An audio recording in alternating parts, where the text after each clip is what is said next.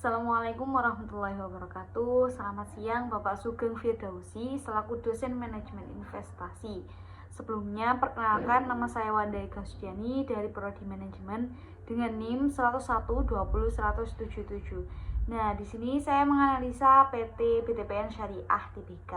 Nah, berikut ada sekilas profil BTPN Syariah.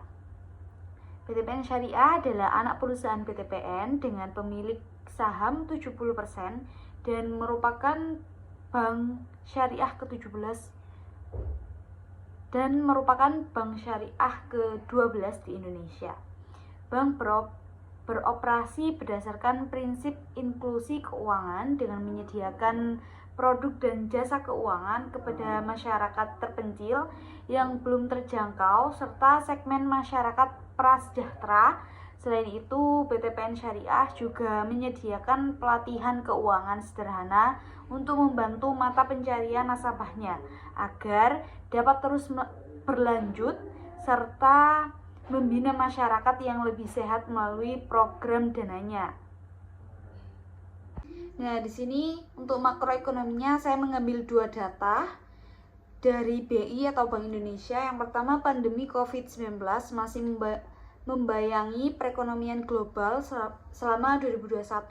Pada awal tahun 2021, penyebaran COVID sempat menurun, terutama di Amerika Serikat dan di Eropa. Vaksin yang akhirnya siap untuk diberikan kepada masyarakat luas hadir pada saat yang tepat untuk memerangi varian baru COVID-19 saat itu, yakni varian Alpha. Yang kedua, Bank Indonesia menempuh bauran kebijakan akomodatif untuk mendukung pemulihan ekonomi nasional dengan tetap menjaga stabilitas makroekonomi dan sistem keuangan. Kondisi inflasi yang tetap rendah dan stabilitas eksternal yang dalam perkembangan kembali terkendali menjadi pertimbangan Bank Indonesia untuk melakukan pelonggaran kebijakan moneter. Nah, berdasarkan perekonomian global dan domestik terkini, Bank Indonesia menyampaikan perkembangan indikator stabilitas nilai rupiah secara periodik yang terdiri atas indikator nilai tukar dan inflasi sebagai berikut. Perkembangan nilai tukar tanggal 31 Oktober sampai 4 November 2022. Pada akhir hari Kamis 3 Oktober 2022 bisa dilihat di sini. Pada pagi hari Jumat 4 November 2022 juga bisa dilihat dari sini. Untuk aliran modal asing Minggu 1 November 2022.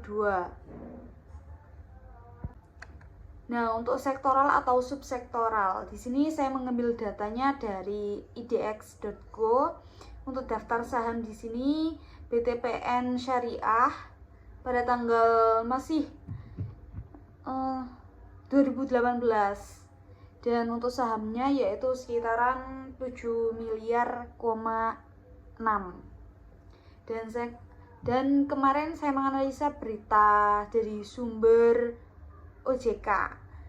Rapat Dewan Komisioner RDK Maret 2022 menyampaikan intermediasi perbankan pada Februari membukukan tren positif dengan pertumbuhan kredit sebesar 6,33% secara tahunan atau 0,93% secara bulanan. Seluruh kategori debitur naik, terutama usaha mikro, kecil, dan menengah, UMKM, dan retail.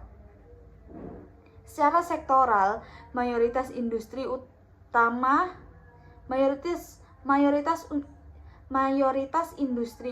mencatat kenaikan kredit secara bulanan.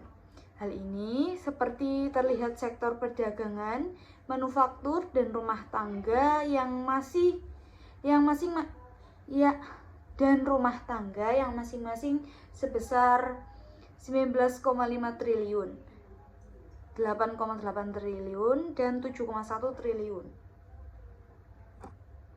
Nah, fundamental di sini Bank BTPN saya mengambil datanya dari Graham, yaitu rating skornya 3,5.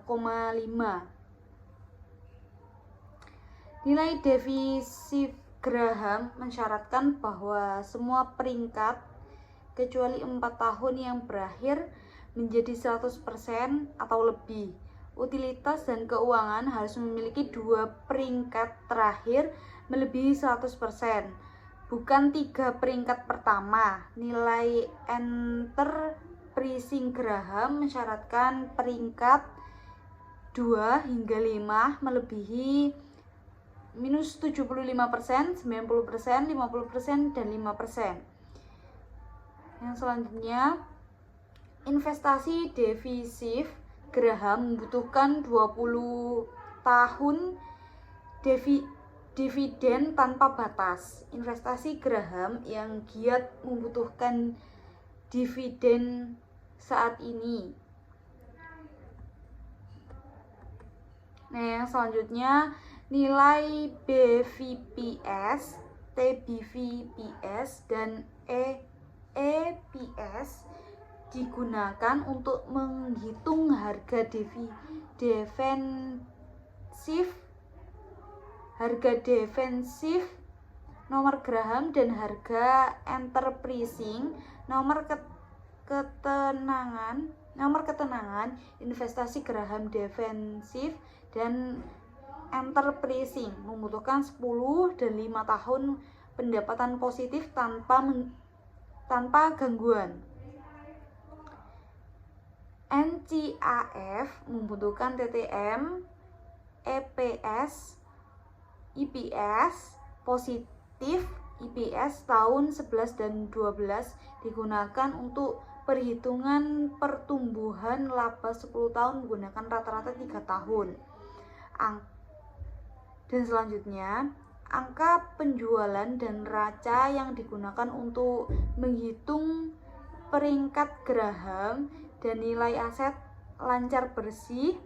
Utilitas yang keuntungan dievaluasi menggunakan total aset dan utang ekuitas alih-alih penjualan aset mobil dan kewajiban lancar.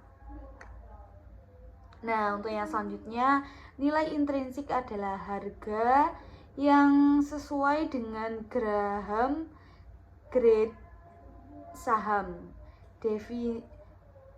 Defensive enterprising atau NCAL, nilai intrinsik adalah nilai intrinsik penutupan sebelumnya dinyatakan sebagai presentase perhitungan harga disesuaikan untuk pembagian dan bonus setelah tahun fiskal tertentu. PT Bank BTPN tidak sepenuhnya menghapus kriteria kualitatif Graham untuk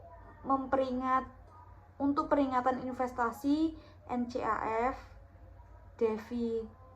defensif enterprising, dan karena itu tidak ada nilai intrinsik yang dapat diberikan. Namun BTPN belum dapat menghapus spesifikasi Graham untuk blue chips, utility, financial, atau special situation. Yang selanjutnya yaitu teknikal. Saham BTPN pada tanggal 30 November 2020 ditutup melemah pada harga 2.600, turun minus 4,76%.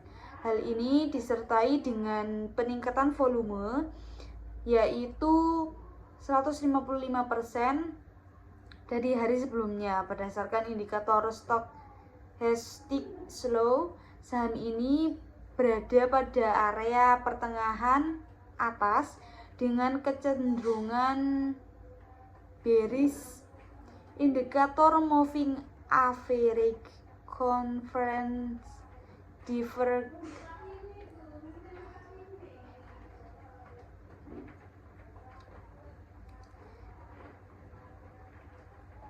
Indikator moving average conference terlihat berada di atas garis nol dengan kecenderungan bullish. Nah, prospek saham 2 tahun ke depannya, setiap investasi pasti memiliki resiko, terutama investasi di saham. Menurut saya ada 3 resiko, yaitu yang pertama jangka panjang, inflasi, dan hutang. Untuk orang terkaya di Indonesia berdasarkan data Forbes dan memberikan penawaran investasi dan strategi investasi di saham, menurut saya yang cocok untuk PT BTPN Syariah yaitu Jerry NG, karena Bapak Jerry ini mempunyai kemampuan dalam bidang investasi saham dan dulunya mempunyai pengalaman di Jago. Nah, segitu saja penjelasan materi analisis manajemen investasi menurut saya. Kurang lebihnya mohon maaf. Wassalamualaikum warahmatullahi wabarakatuh.